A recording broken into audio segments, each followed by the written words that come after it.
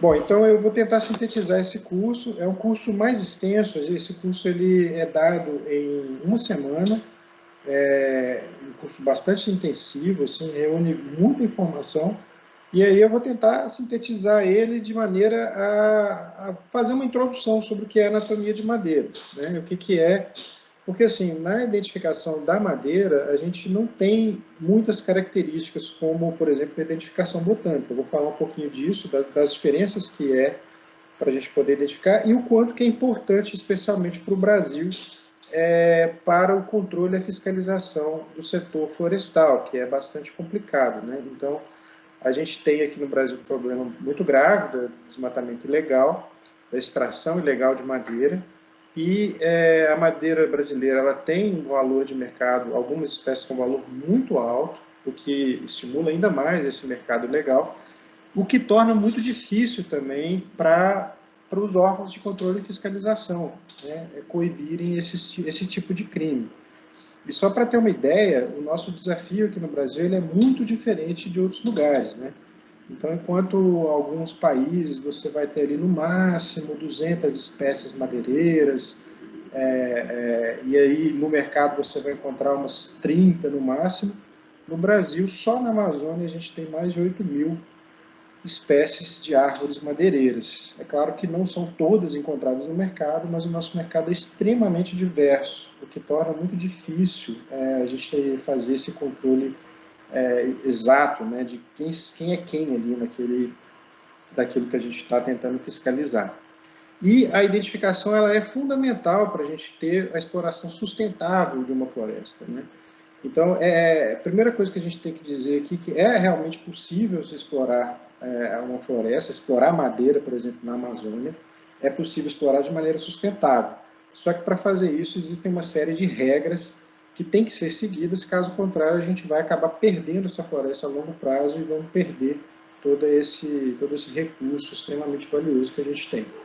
Então, para isso, uma das questões é saber exatamente quem a gente está explorando, que tipo, quais são as espécies que estão sendo extraídas daquela região. Porque dessa forma você consegue extrair apenas uma parte das populações de cada espécie e manter aquelas populações a longo prazo. Diferente do que acontece em várias situações hoje, onde a gente tem um corte raso, a eliminação completa da floresta, a substituição por pastagem ou outras coisas. Então, existem alguns locais onde existe o plano de manejo sustentável sendo realizado, e para que esse plano seja sustentável, então a gente precisa identificar adequadamente as espécies, né? Então vamos lá, começar o nosso tema aqui, então é técnicas integradas de identificação de madeira. Eu vou falar especificamente da anatomia do xilema. Xilema é o nome mais científico para a madeira, né? E a Camila depois vai entrar com umas técnicas mais avançadas aí na parte de isotopia. Então, atualmente, o que a gente tem disponível e que é feito em maior escala para a identificação é a análise da anatomia do xilema para a gente poder determinar as espécies. Deixa eu só tirar aqui o WhatsApp para ele não ficar dando esse barulhinho.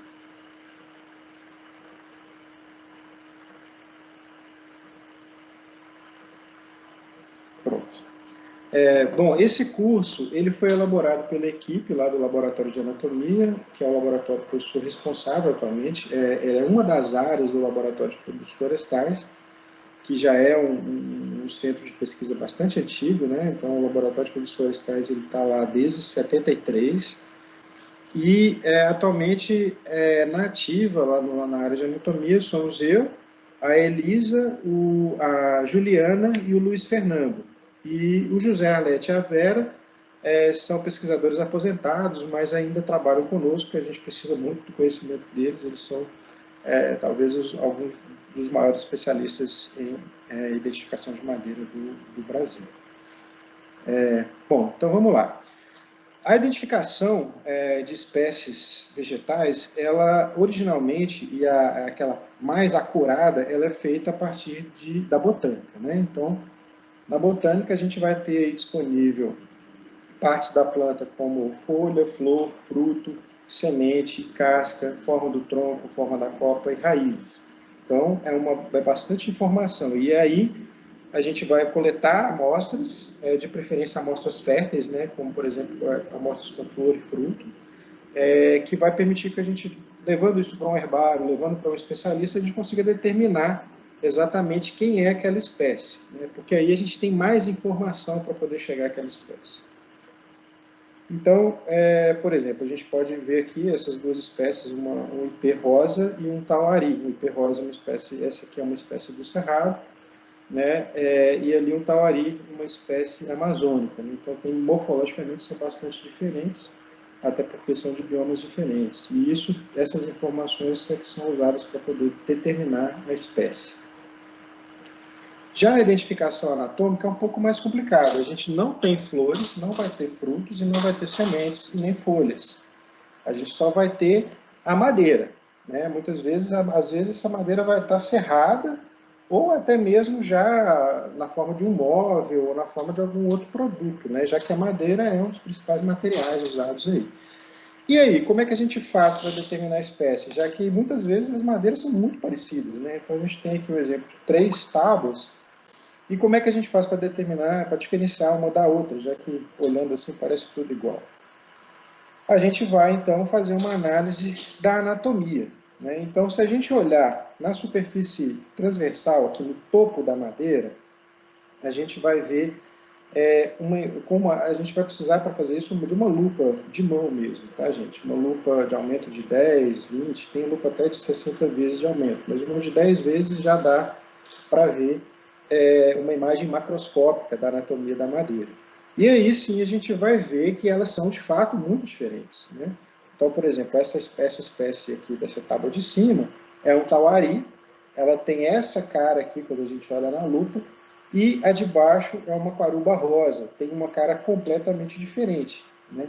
Então, esses dois aspectos diferentes aqui do xilema, né, que é a madeira propriamente, eles vão ser determinados pela configuração de células que vão formar essa madeira, já que madeira a gente está falando de uma estrutura orgânica, né, que vem de um organismo, né?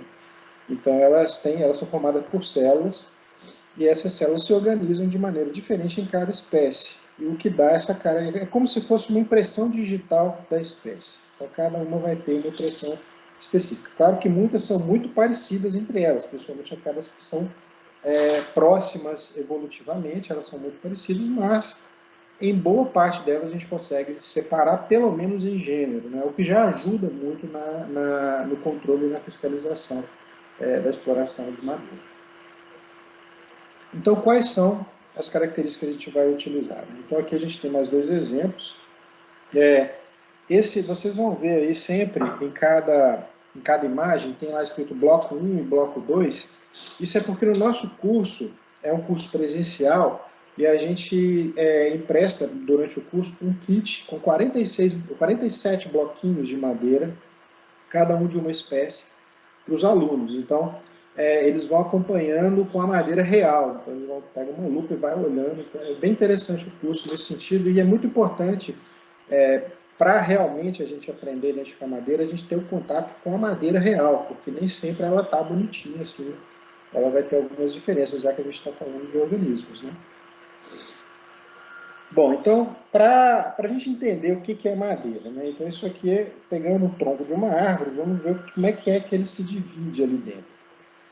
Então, a parte mais externa é a casca externa, né? Então, ela é formada por células já vão ser células mortas, aqui vai se desprendendo à medida que elas vão se acumulando ali.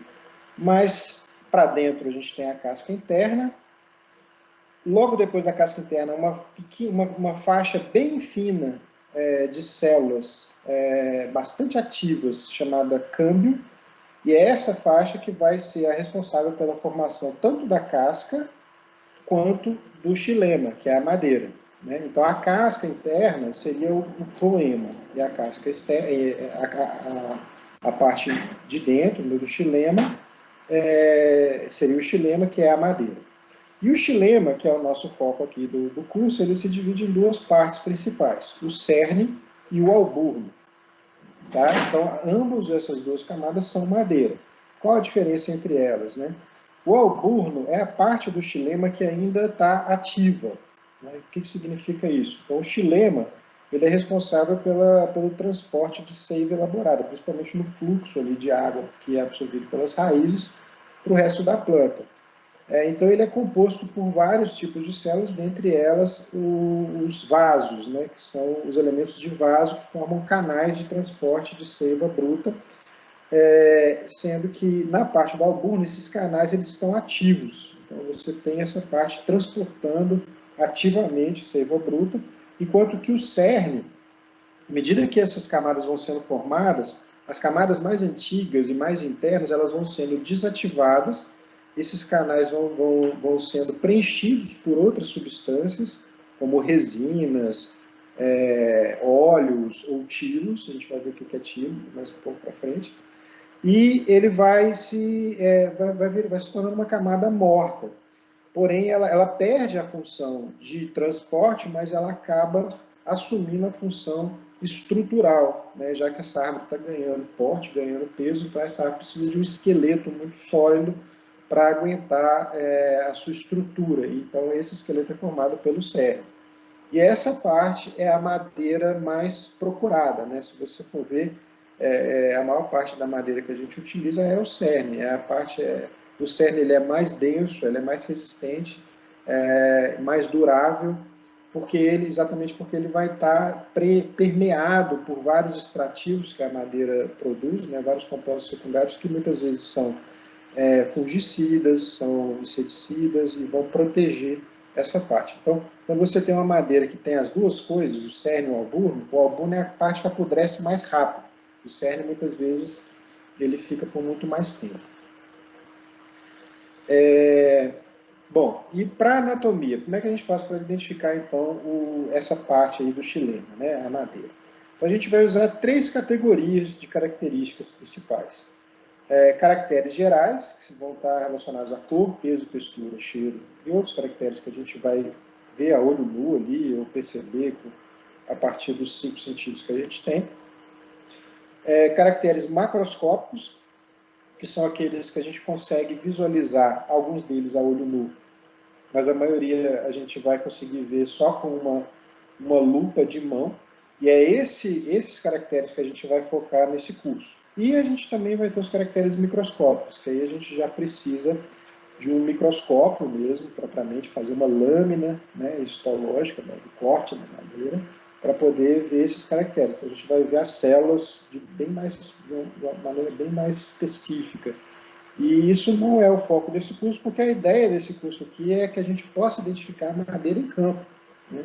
É que os agentes de controle e fiscalização, o pessoal que vai lá estar no posto de fiscalização, de frente para um caminhão carregado de madeira, para que eles possam ir lá com a lupa, fazer um cortezinho ali no topo da madeira e conseguir identificar isso lá, ao invés de ter que pegar uma amostra, levar para o laboratório, fazer uma lâmina. Então a gente foca nesses caracteres macroscópicos. E por que a gente faz isso, né? Já que muitas vezes as pessoas conseguem identificar com alguma facilidade as madeiras a partir de seus nomes populares. Porém, identificar com o nome popular não significa que você conseguiu chegar na espécie. Para chegar na espécie, a gente precisa determinar o nome científico. Não tem? E nós vamos ver que por quê, né? Então, qual a diferença, né, da nomenclatura popular para a nomenclatura científica? Na popular, a gente tem uma classificação aleatória, nem sempre usando caracteres das plantas. Tem uma variedade enorme de nomes para a mesma espécie, e esses nomes são trocados dependendo da região, ao longo do tempo. Se você muda de país, então muda mais ainda. Já na nomenclatura científica, não. A gente vai ter uma classificação baseada em características evolutivas e agrupamentos por parentesco, então a gente vai ter toda aquela forma de classificação que vai determinar a família, a subfamília, o gênero, até a espécie. Vai ter um único nome para cada espécie, ou seja, se você determina o nome científico, você então está determinando a espécie. E essas alterações, claro que os nomes científicos às vezes eles são alterados, mas são alterações que elas são feitas a partir de revisões de especialistas, e isso é divulgado no mundo todo ao mesmo tempo, para que todo mundo esteja sincronizado com aquela classificação, né? Então, uma maneira, se você identifica com o nome científico aqui no Brasil, esse nome científico é o mesmo em qualquer outro lugar do mundo, seja nos Estados Unidos, na China, na Europa, eles vão ter o mesmo nome, né, diferente do nome popular. Então, só para mostrar como exemplo aqui, ó, um nome científico, que é o Enterolobe contosticílico, né, que tem como nome popular, é também conhecido como tamboril, mais popularmente.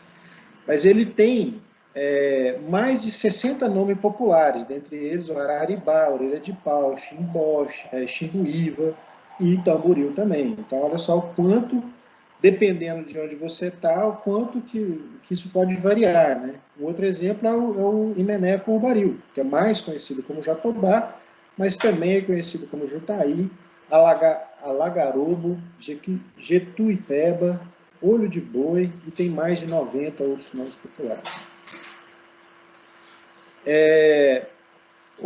Agora, mais exemplos aqui, né? Mas agora fazendo o contrário.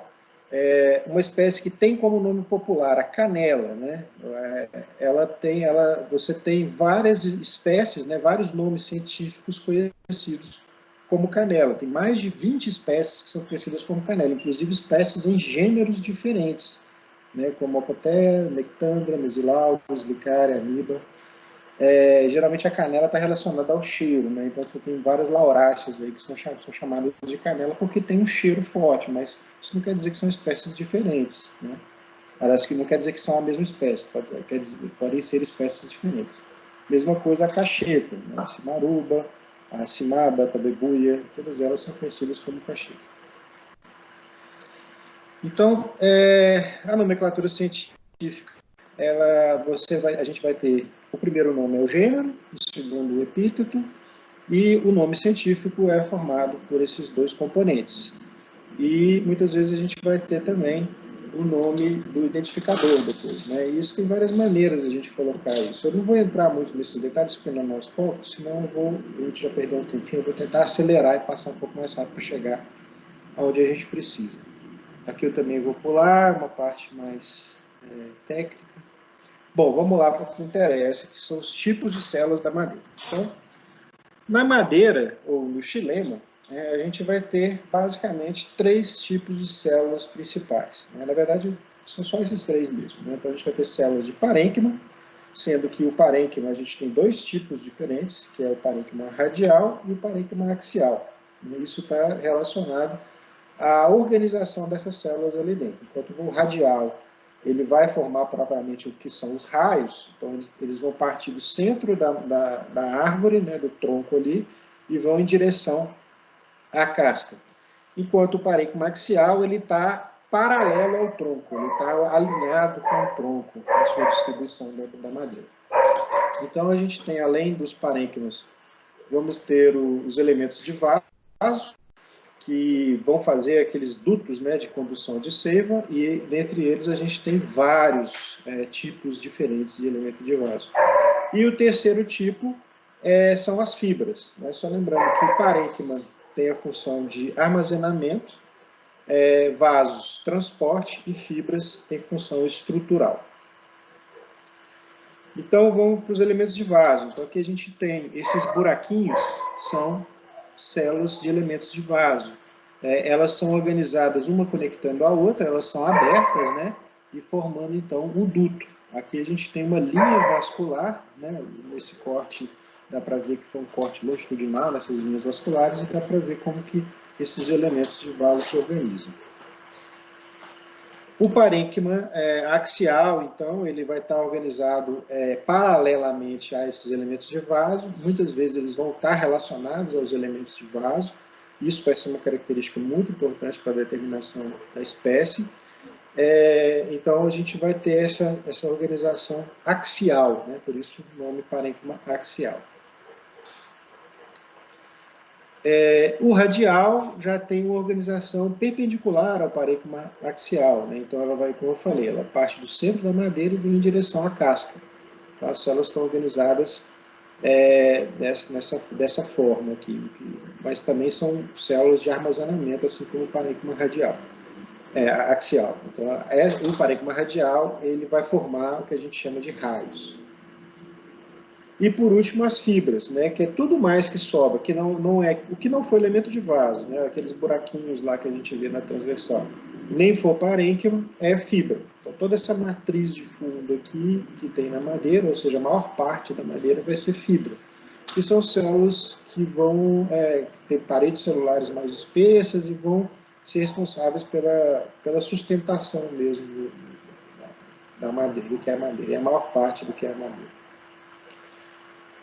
Bom, aqui um exemplo de como isso se organiza. Então, a gente tem do lado esquerdo uma imagem macroscópica de um angelim pedra, né, um imenolobium, e aqui, do lado esquerdo, uma microscopia feita da mesma espécie, né? Então, seria aquele pontinho vermelho, aquele quadradinho vermelho lá, ampliado, ele fica dessa forma aqui. Então, a gente vai ter fibras no fundo, o raio passando aqui, ó, essas faixas verticais retinhas são o raio, esse monte de células branquinhas em volta do vaso é o parênquima axial, e esse buraco no meio é o vaso.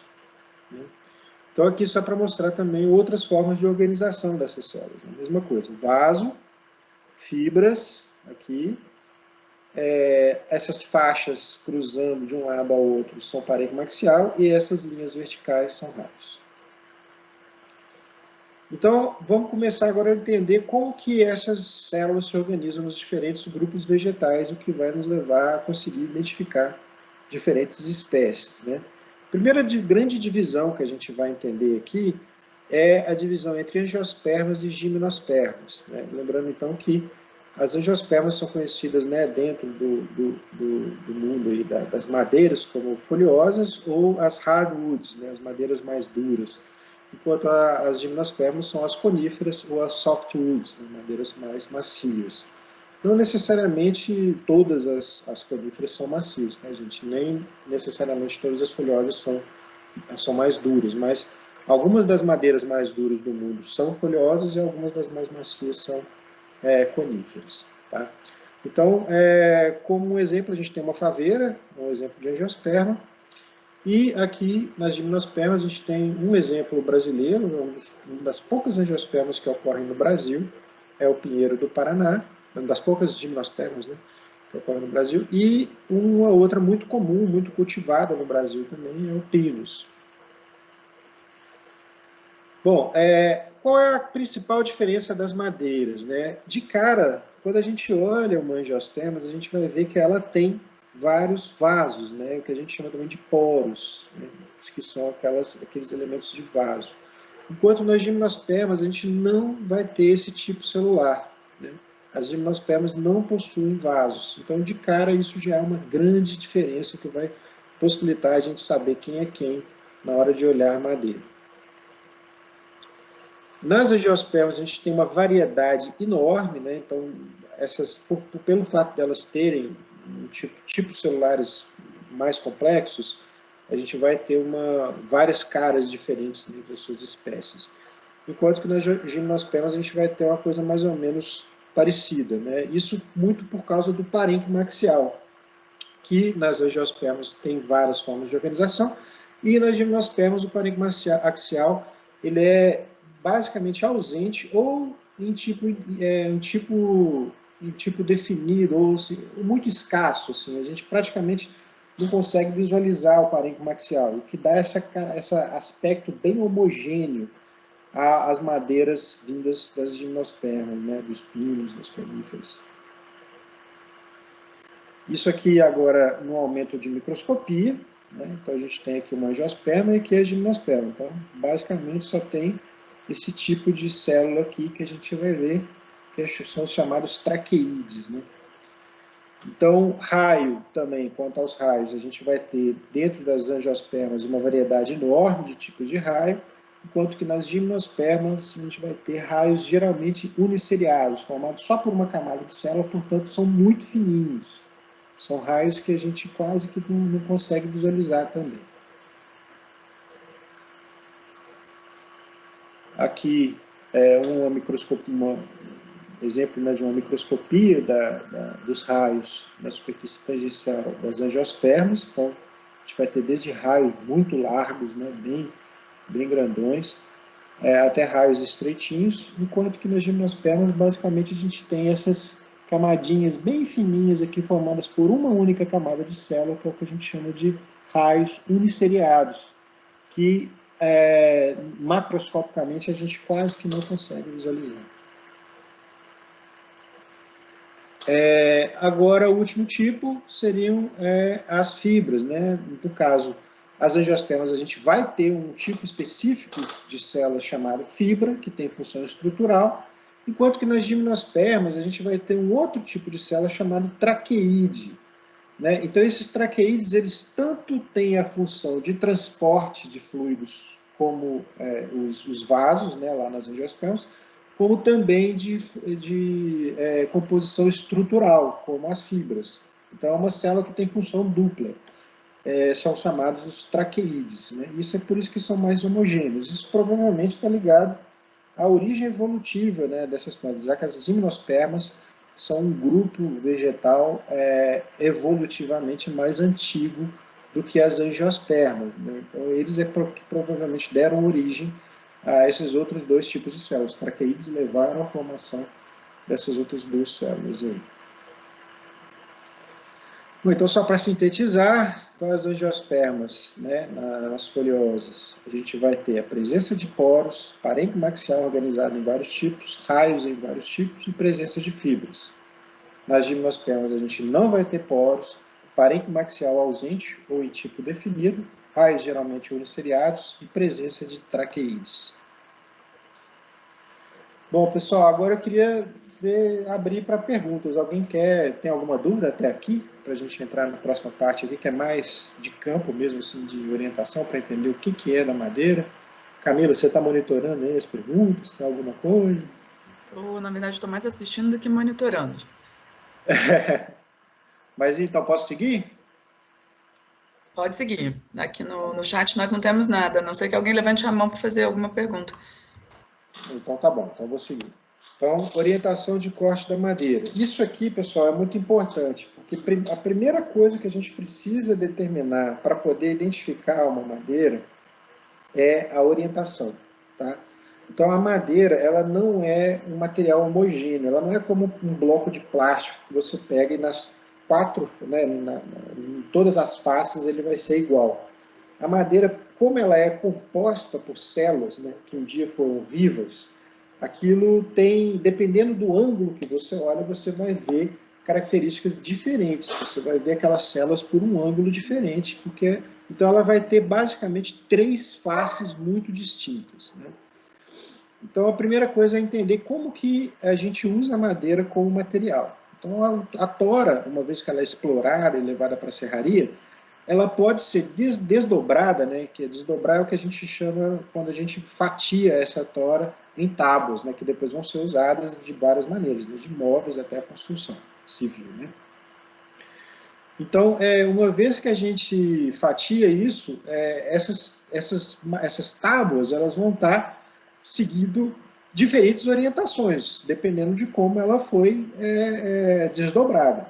Então, aqui a gente tem um exemplo ilustrativo da imensa variedade de formas que a gente tem para poder desdobrar uma tora. Cada uma vai levar um tipo de peça diferente, com um uso diferente.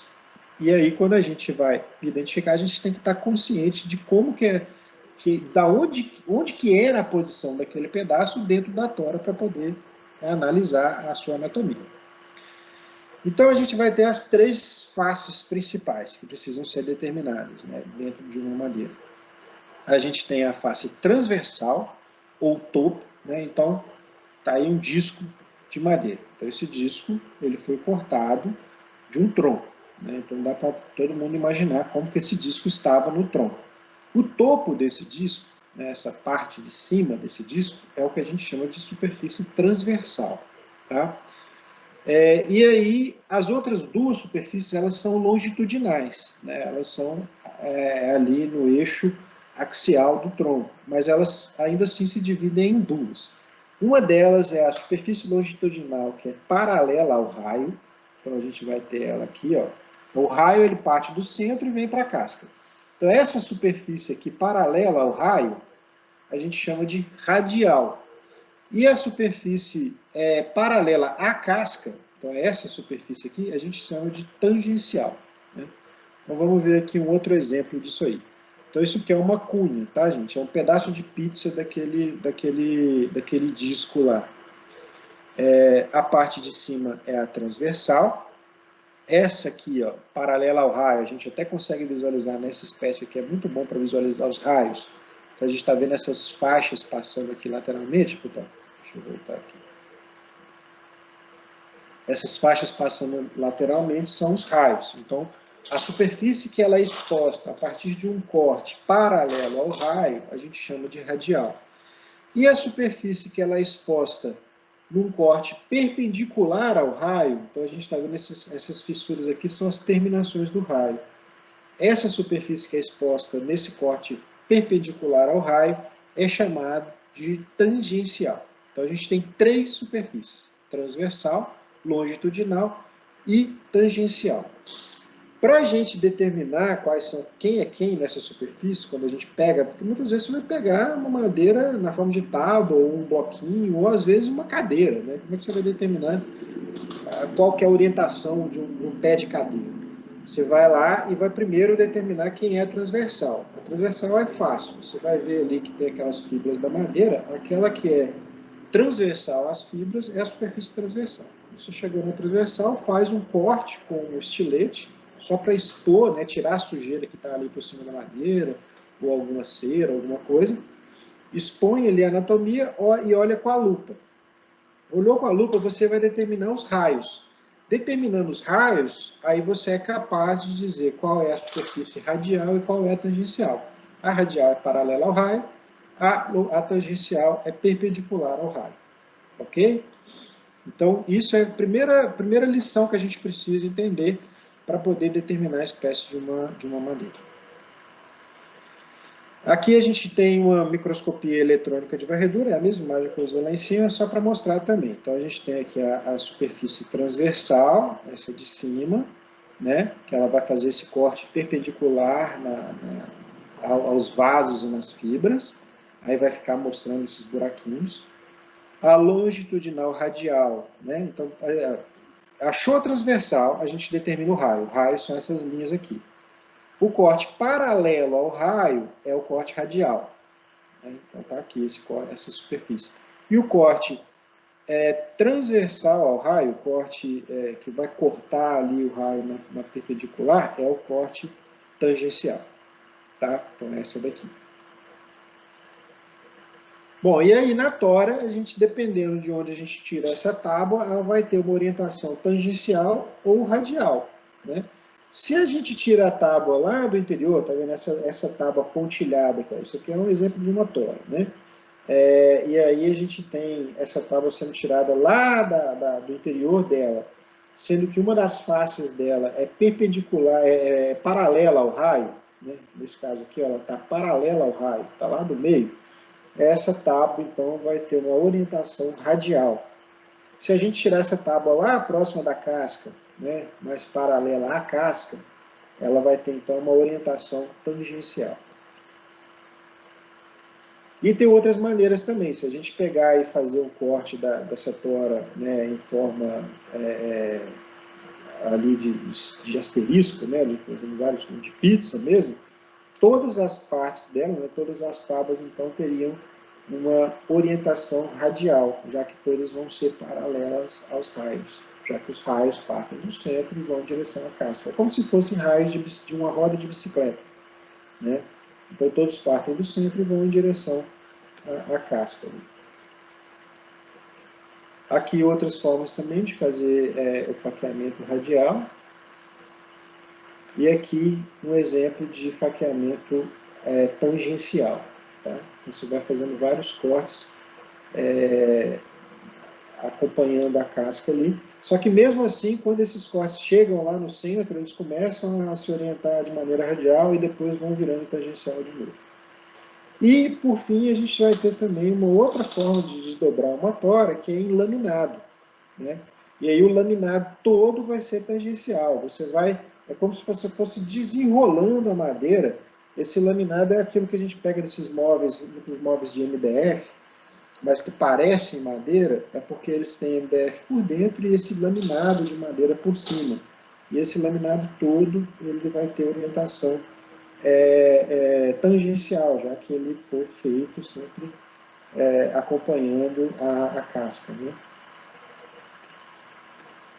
Então aqui a gente tem a microscopia dessas diferentes superfícies, para vocês verem como que é muito diferente. Então a transversal, a gente vê aqui os buraquinhos, né, que são os vasos, então se tivesse cortado os dutos ali, né, as linhas vasculares. Aqui a tangencial, a gente cortou os raios, né, na transversal, e aí a gente vê as terminações do raio. E aqui a radial, que é paralela ao raio, então a gente vê o raio de lado, assim, a gente vê aquelas faixas passando. Bom, agora vamos para um outro grupo de caracteres. Esse grupo de caracteres gerais é aquilo que a gente entra em contato de cara quando a gente pega uma madeira para analisar. E eles são muito importantes também. Eles não são determinantes na hora de você identificar a espécie, mas eles são importantes para você já ir separando. O Zé Arlete até tem um termo que ele usa que é muito importante para usar, que é o jeitão da madeira. Você olha para a madeira, ela tem um jeitão. E esse jeitão ele é dado pelos caracteres gerais, né? Então a primeira coisa que a gente vai ver é a cor. Então, nas madeiras tropicais, a gente tem várias cores diferentes, uma gama enorme de possibilidades de cores, né? Tem madeiras até cores assim que o pessoal, quando vê, nem acredita que é natural, como, por exemplo, o pau roxo, né? Que é um roxo bastante intenso, né? E é importante a gente observar que, por que a cor não é tão determinante? Porque muitas madeiras, elas mudam de cor ao longo do tempo, né? Por um processo chamado fotooxidação. Então, muitas vezes, se você tem, por exemplo, algumas madeiras, que você, quando corta, elas são amarelas, por exemplo, né? Na hora que você corta a árvore, a madeira está amarela, e ela vai sofrendo, à medida que a madeira ela é exposta ao oxigênio atmosférico e à luz, ela vai sofrendo reações químicas, né? Os extrativos que estão permeando a madeira vão sofrendo reações químicas e ela vai mudando de cor. Então, tem uma espécie que é agora eu não me lembro o nome exato, mas, bom, tem espécie, o pau roxo, por exemplo, quando você corta, ele é um roxo muito intenso. E à medida que o tempo vai passando, ele pode chegar a ficar quase preto, né? Essa outra, que ela, na hora que você corta, ela é amarela e ela passa pelo roxo e vai até ficar preta mesmo, totalmente preta. Então, a cor ela pode variar dependendo do período que a madeira foi cortada e também dependendo das condições de armazenamento dessa madeira. Tá? Então, tem que ter isso em mente na hora de avaliar a cor. Algumas madeiras não mudam muito a cor, como por exemplo a muirapiranga. Ela é vermelha e sempre vai ser vermelha. Ela também é conhecida como falso pau-brasil, essa primeira aí. O pau-brasil já sofre fotooxidação. Quando você corta o pau-brasil, ele é completamente alaranjado, um alaranjado bem forte. E à medida que o tempo vai passando, ele vai escurecendo. Se der tempo no final, eu vou mostrar para vocês aqui um teste químico para poder identificar o pau-brasil, que é muito interessante, a partir do pH.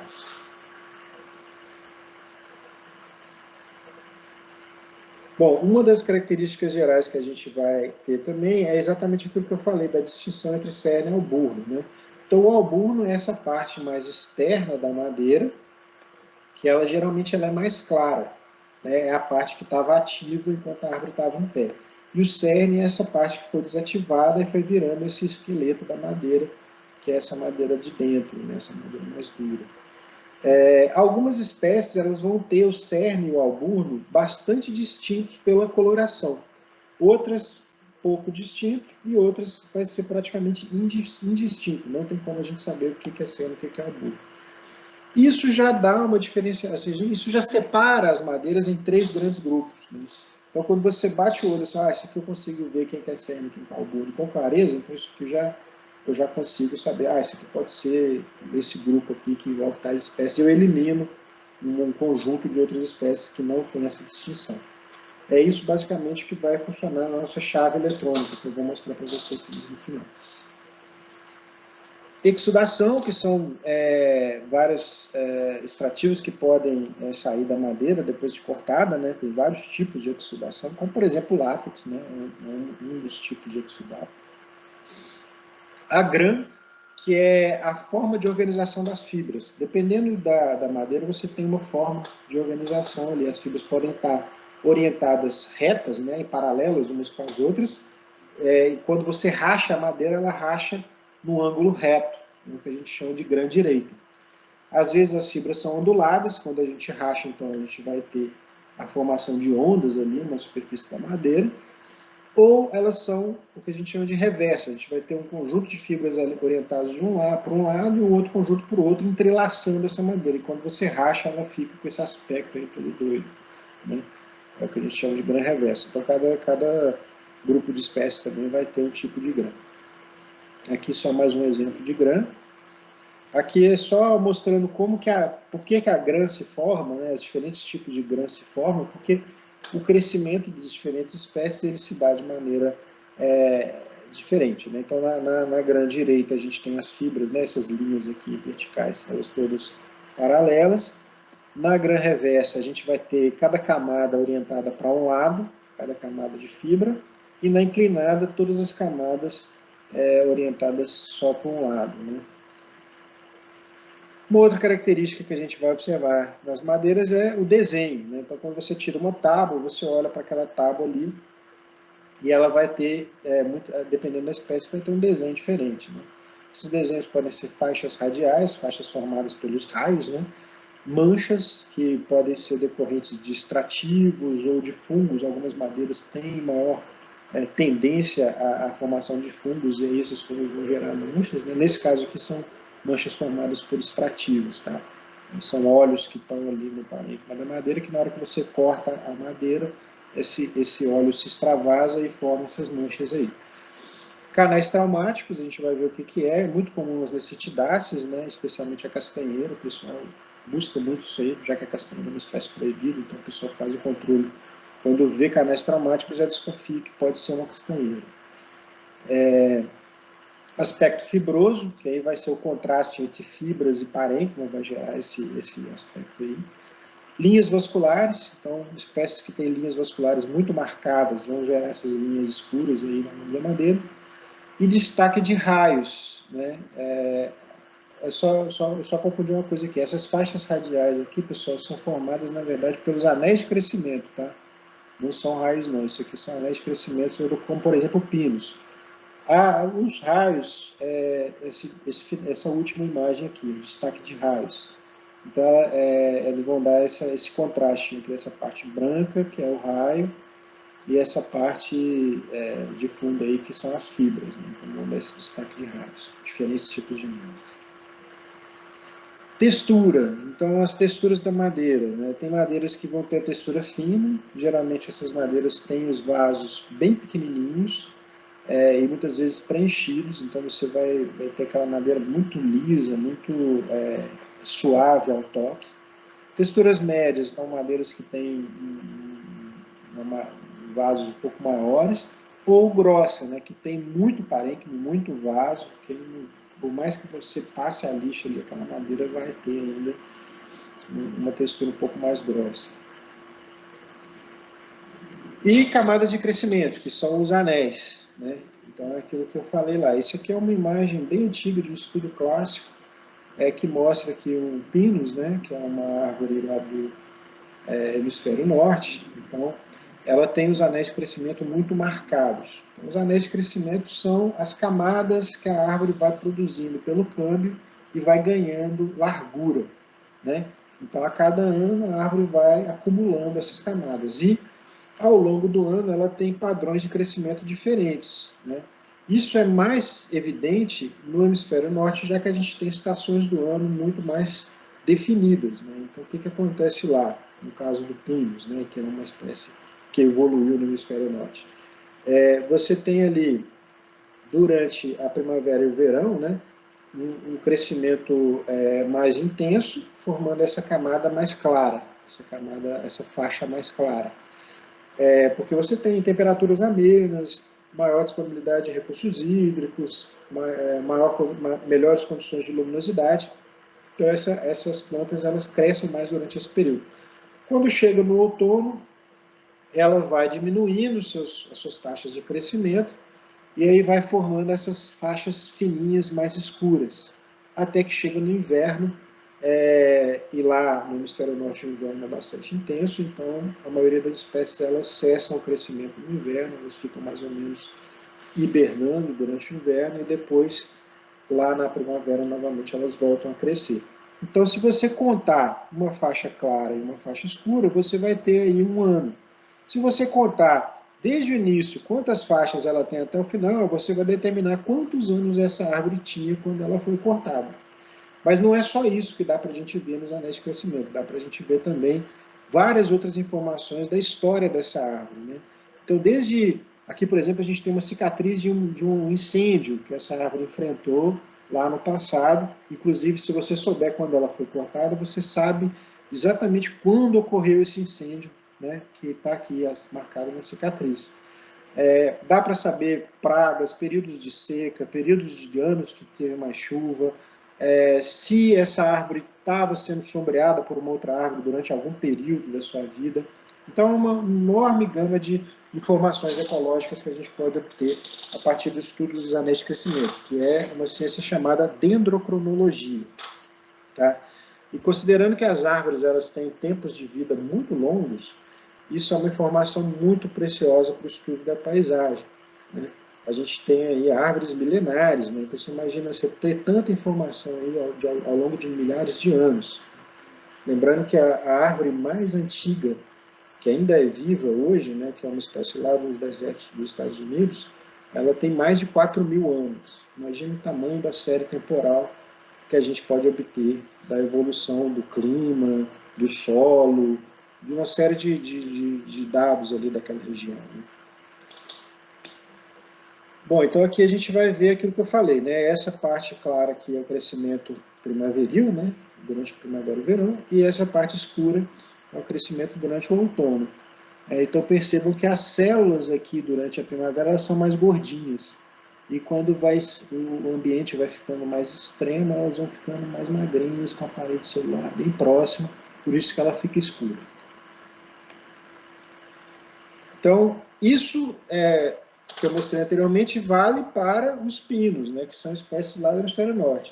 E aqui para as espécies do hemisfério sul? Né, a gente não tem clima tão bem determinado, né, a gente não tem um inverno e um verão tão claros, né. Claro que em algumas regiões, como por exemplo aqui na região de Brasília, a gente tem um inverno muito seco e um verão muito úmido.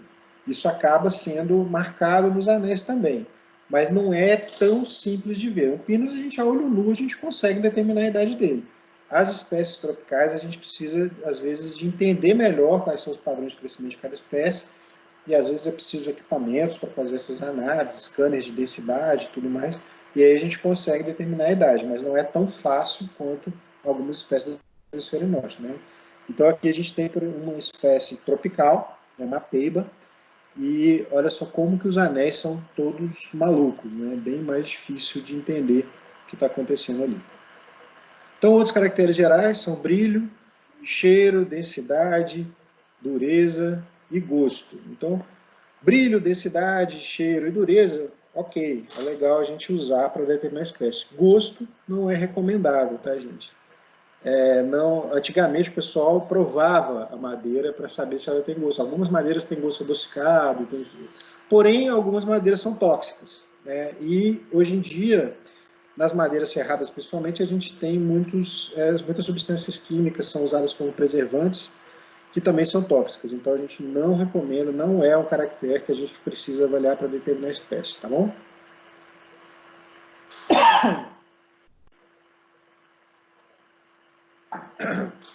Então, vasos e poros. Aqui eu vou passar mais rapidamente, gente, que eu já estou falando há muito tempo, mas eu vou só mostrar como que os vasos se organizam de várias formas diferentes. E cada maneira que os vasos se organizam vai nos dar um conjunto de informações para determinar a espécie. Então, eles podem estar organizados na forma de anéis porosos, como, por exemplo, esse exemplo inicial, que é o carvalho, que são anéis porosos? Né? Então, a gente vai ter vasos maiores, mais concentrados na região dos limites dos anéis de crescimento. Né? Anéis semiporosos, que é mais ou menos isso, mas de maneira um pouco mais desorganizada, alguns vasos maiores aqui nos limites dos anéis de crescimento, como, por exemplo, o cedro. O cedro tem essa característica. Se você bate o olho aqui e pega uma madeira que você sabe que é brasileira, se bate o olho nisso aí, você já pode desconfiar logo que é um cedro. Ou organização difusa, que a maioria das espécies tropicais tem essa organização difusa, que não tem um padrão perceptível. Né? Aqui é a mesma, outras formas de agrupamento dos vasos, então eles podem estar organizados em filas, né, conectados aqui em uma fila, né, a gente chama de múltiplos, nesse caso múltiplos radiais, né, que eles são orientados de acordo com o raio. Eles podem estar solitários, a maioria deles vai estar desconectado, sozinho, ou em cachos, né, como se fosse um cachinho de uva, vários vasos, não em fila, né, todos um bolinho de vasos conectados, ou vasos duplos. Né. Então, aqui, novamente, na macroscopia, né, a gente viu ali a imagem anterior, mostra microscopicamente como que isso se aparenta, e aqui macroscopicamente como que a gente visualiza. Então, os múltiplos radiais, solitários e vasos em cachos. Arranjo, uma outra forma também de observar a organização. Então, quando eles estão organizados como aquele anéis porosos, né, quando os vasos estão arranjados ali nos limites dos anéis de crescimento, a gente chama de arranjo tangencial. Quando ele não tem nenhuma organização, estão bem definidos, a gente chama de não definido. Quando eles têm essa organização, essas filas que vão fazendo curvas, né, assim como se fosse um foguinho ali, assim, a gente chama de enxamas, né, arranjo em chamas. Quando são múltiplos em cadeias, em fila, né, orientados com raio, cadeias radiais. E quando estão orientados em diagonal, a gente chama de cadeias diagonais. O eucalipto tem essa característica de cadeias diagonais. Já essas radiais, por exemplo, a maçaranduba tem essa característica aqui bem evidente. Nós vamos ver lá para frente como aqui tem um amapá também, que também é umbrósimo. Parênquima axial. Então, parênquima axial, a gente vai ter 3 tipos. Agora começa a complicar um pouco, tá? Estou passando rápido, não preocupem em decorar isso não, porque lá eu vou mostrar para vocês uma ferramenta no final, que é um aplicativo que é de consulta mesmo, e é uma chave eletrônica virtual, que você não precisa decorar essas características, vão ter as imagens, então você vai comparando, tá? Para decorar isso aqui é só com o tempo mesmo, por isso que o nosso curso ele dura uma semana, a gente fica fazendo exercício com o pessoal e tal. Aqui eu só estou mostrando para vocês, que aí vocês já vão saber o que é, para na hora de usar a chave conseguirem utilizar. Então, a gente vai ter aqui, no parênquima axial, 3 grandes grupos.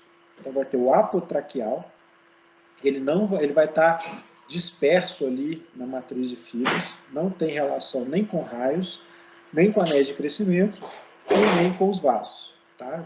Então, essas bolinhas aqui, essas bolinhas pretas aqui, ou esses tracinhos aqui, na horizontal. Paratraqueal. Então, paratraqueal, o próprio nome já disse, né? O traqueal, ele vem de traqueia, né? Traqueia, que é, como foram descrever lá os vasos, o pesquisador, ele viu uma relação morfológica parecida com uma traqueia. Então, ele chamou de paratraqueal, porque tem relação com os vasos, tá? Então, esse parênquima que está em volta dos vasos, ele é chamado de paratraqueal.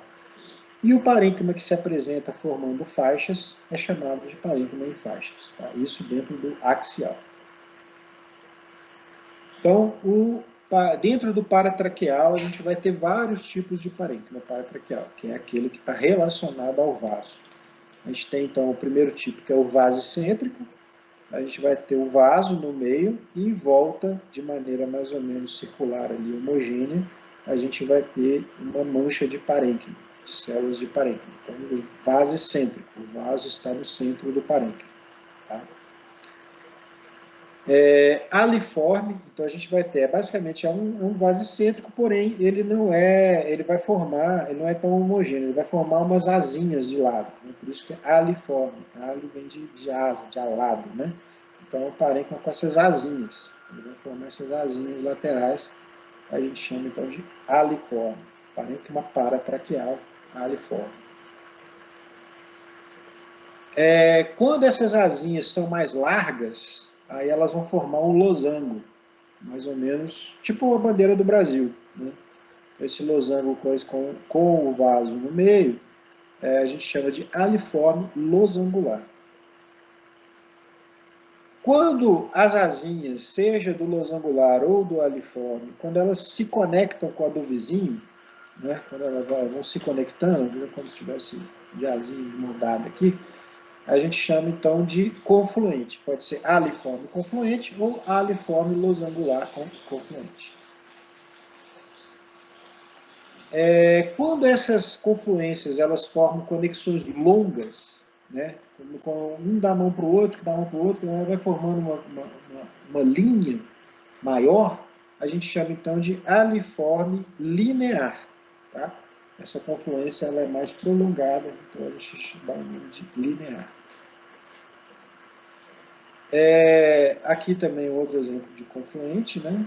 Esse aqui, ó, o linear ele forma uma linha. Quando ele faz muita curva, aí a gente chama só de confluente, tá? Quando ele vai de cima da mão para de baixo, né?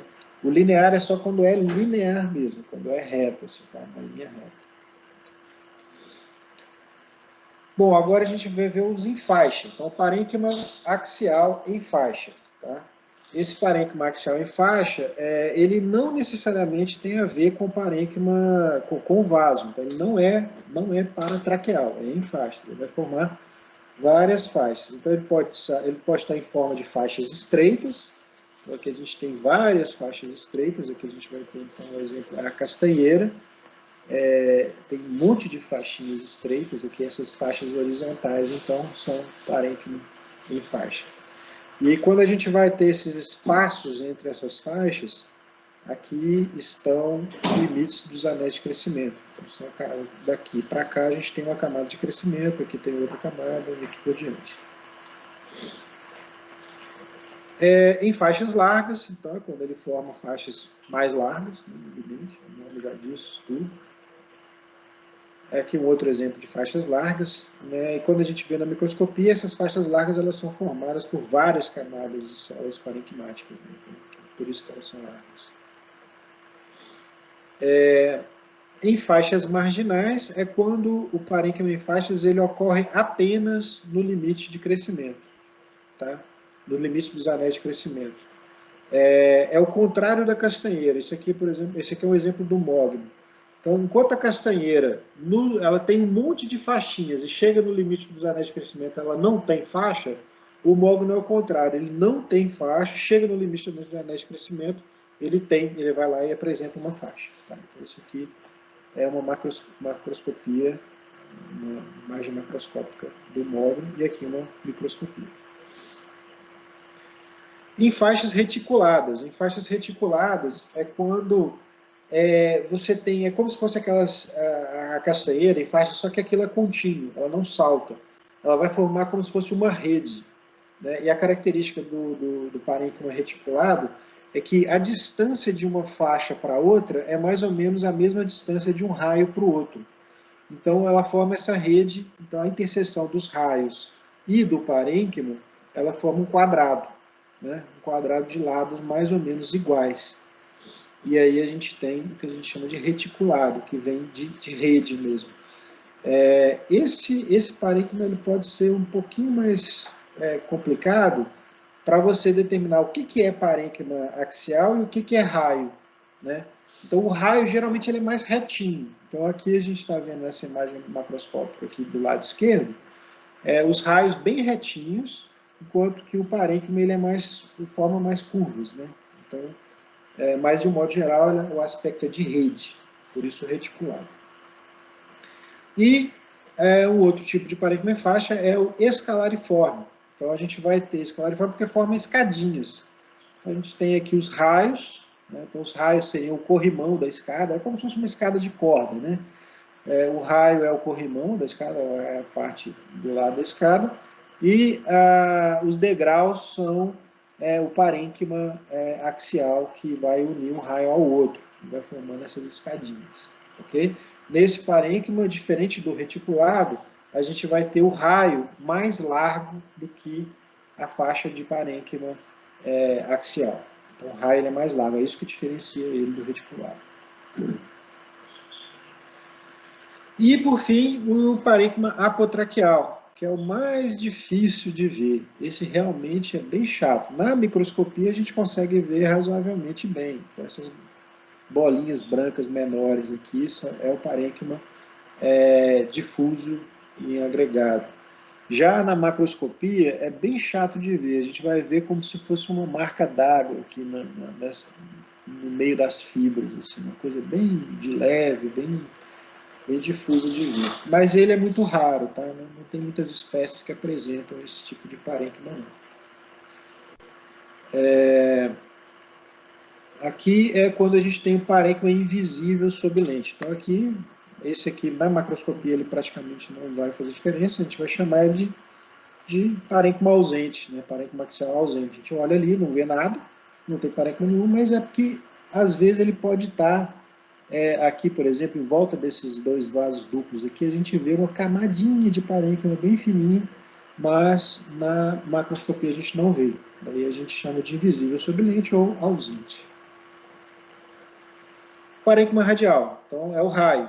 É aquele outro parênquima que vai estar organizado de maneira perpendicular ao eixo axial, do centro da madeira para a casca. Né?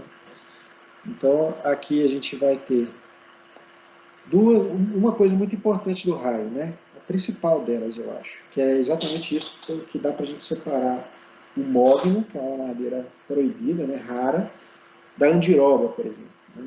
Lembrando que essa dificuldade na identificação, pessoal, que a gente tem das madeiras tropicais, que é exatamente pela grande diversidade que a gente tem, ela é a que abre muitas brechas para os crimes ambientais, para uma série de crimes ambientais. Então, o que acontece? Muitas vezes a gente tem madeiras sendo transportadas com o documento, com tudo mais, mas são madeiras que estão sendo esquentadas.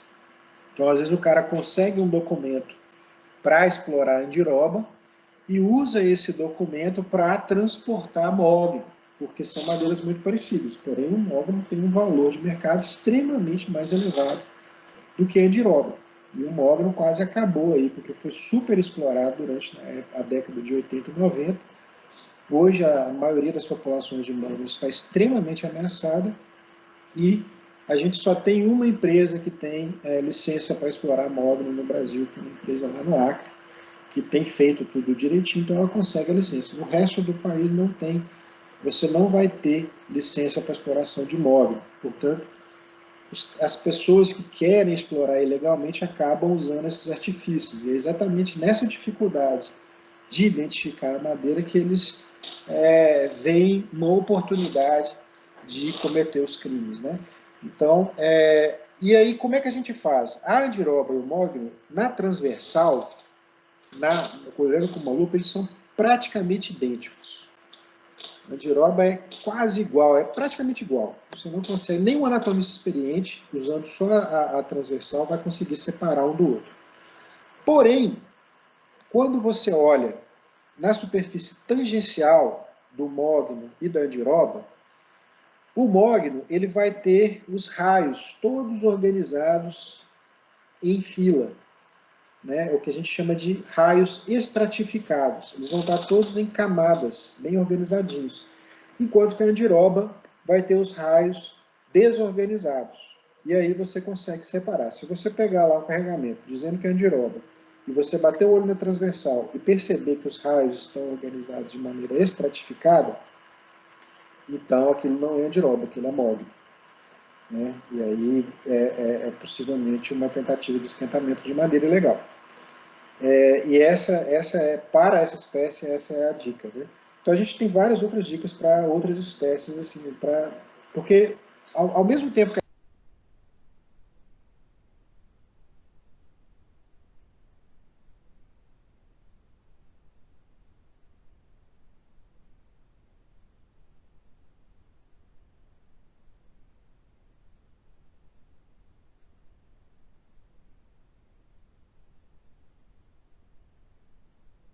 Alexandre, seu microfone está mudo.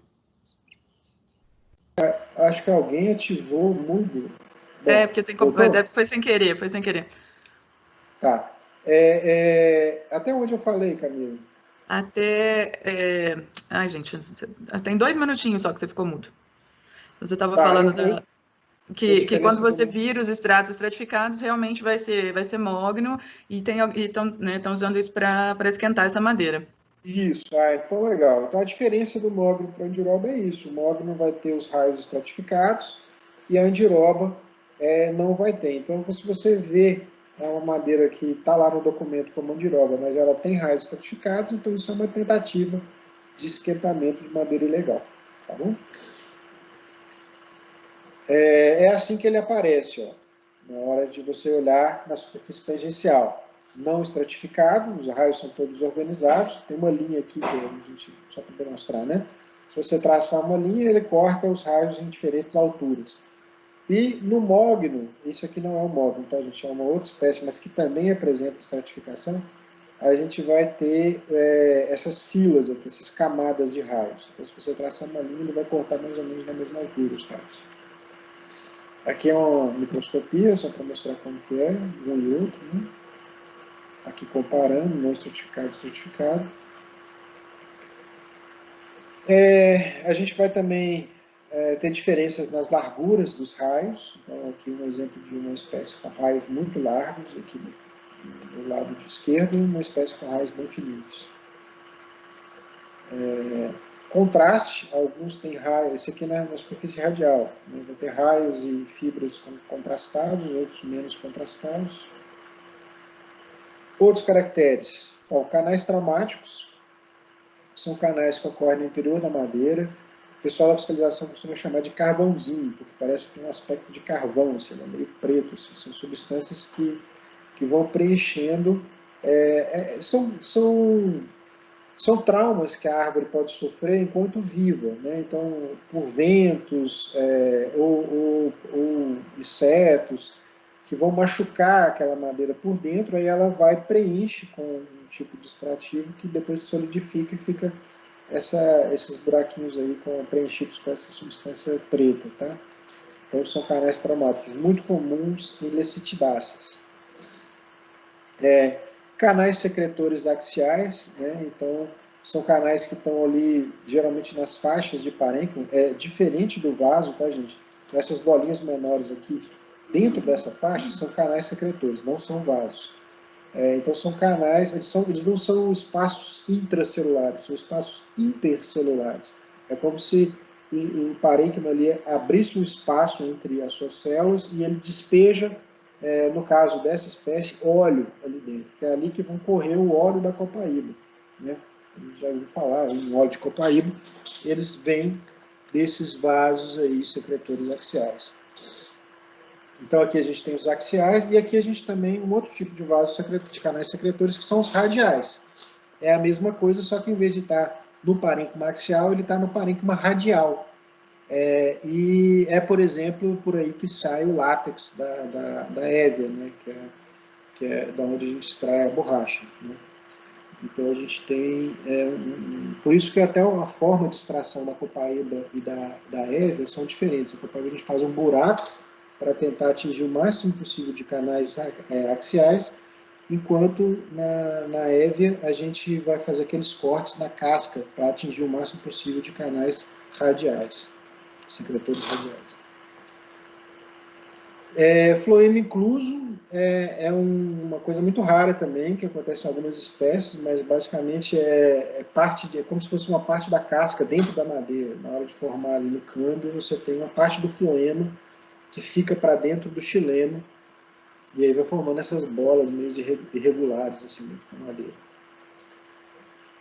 Tilose, que é lá na formação, quando você tem a formação do cerne, os vasos vão sendo desativados, essa pressão negativa que forma à medida que o líquido vai deixando o vaso, né, você acaba tendo células de parênquima que estão ali do lado, sendo puxadas para dentro do vaso, e forma essa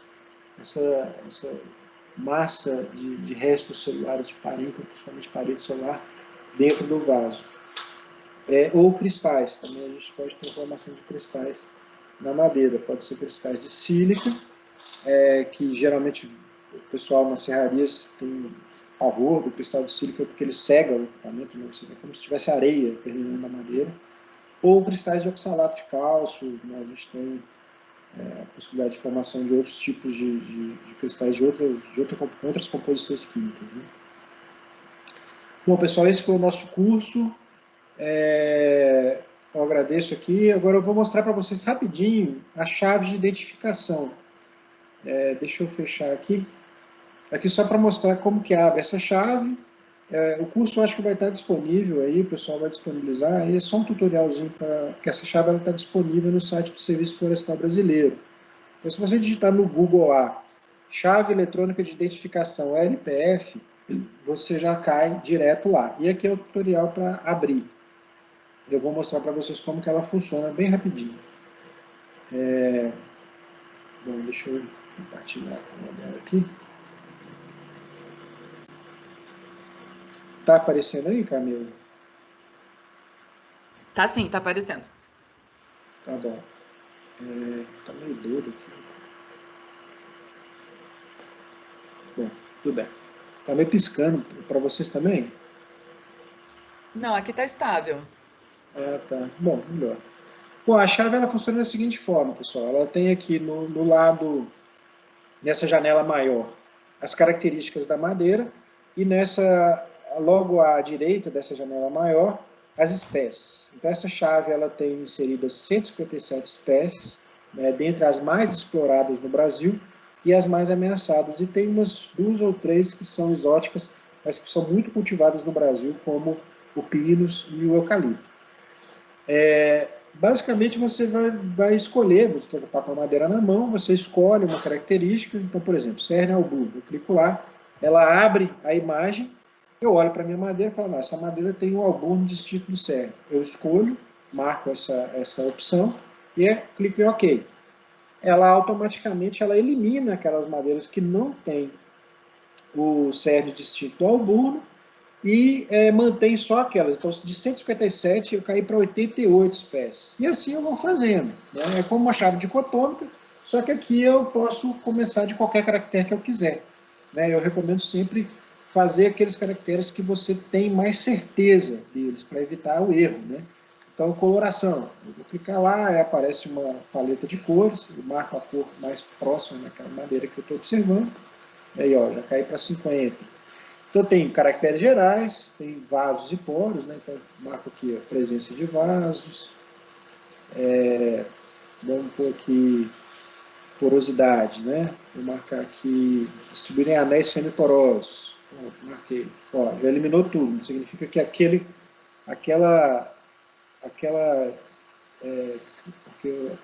essa configuração não tem nenhuma espécie. Mas se eu marcar aqui anéis semiporosos, se eu marcar o albuno diferente, eu vou ver que eu tenho, acho que é a cor. Bom, nessa configuração não tem nenhuma espécie, né? Não tem nenhuma espécie que seja marrom com anéis semiporosos, mas deixa eu marcar aqui, vou voltar atrás aqui nas características.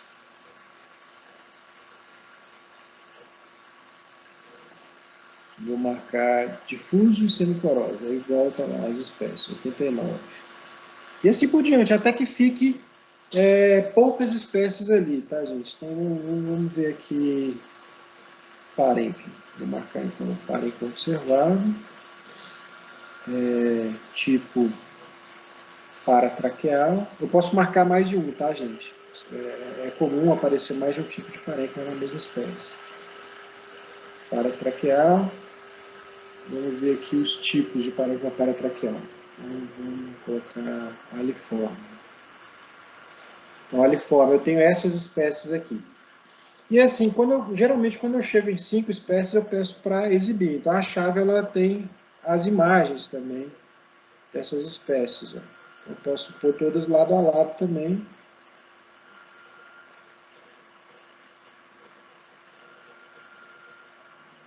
Exibo todas as espécies e eu vou comparando. Quando eu vou fazendo aquele jogo mesmo dos 7 erros, assim. Então, eu acho que é essa espécie aqui. Então, essa chave, ela pega todas as características que eu mostrei durante o curso e ela vai te dar um guia para você conseguir determinar. E esse guia ela tem as imagens, né, que vão auxiliar muito nessa definição. Especialmente para o pessoal que trabalha com controle de madeira, né? Muitas vezes até, aqui só para reiniciar, tá, gente? Muitas vezes você nem precisa chegar na definição final, né? A chave já ajuda como um catálogo mesmo. A pessoa chega lá, para um caminhão, aí está escrito lá cedro. Aí o cara já pode vir aqui, está escrito no documento, no DOF vai vir um nome científico, né? Cedrela odorata. Eu vou lá, abro a cedrela, abro a imagem e olho, vejo lá a cara crachá. Se for igual, ok, o documento está correto. Se for diferente, eu posso até não saber o que é, mas eu sei que aquele documento está errado. E aí eu paro a carga e aí eu posso usar a chave para tentar identificar o que é, que pode ser uma castanheira, que é um crime mais grave, né, e tudo mais. Bom, essa é a nossa ferramenta. Eu acho que eu já ultrapassei meu tempo muito aqui, né? E é isso, pessoal. Agradeço, vou parar aqui o compartilhamento. E quem tiver perguntas, quem quiser falar alguma coisa, ou então se a Camila quiser já dar seguimento, é isso aí que eu tinha para falar para vocês.